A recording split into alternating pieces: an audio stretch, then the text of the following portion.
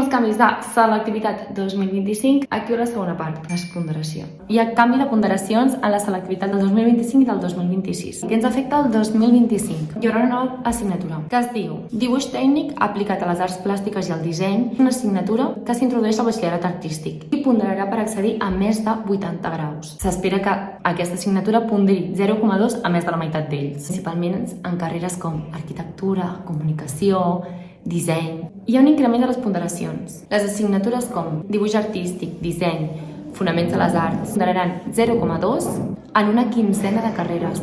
Ciències generals incrementaran la seva ponderació a 13 graus. Les matemàtiques aplicades a les ciències socials ponderaran 0,2 al grau de fisioteràpia. I en l'àmbit de comunicació, com podria ser comunicació audiovisual o publicitat i relacions públiques, s'incorporen assignatures que ponderen 0,2. I després els canvis que hi haurà en el 2026, el que se sap fins al moment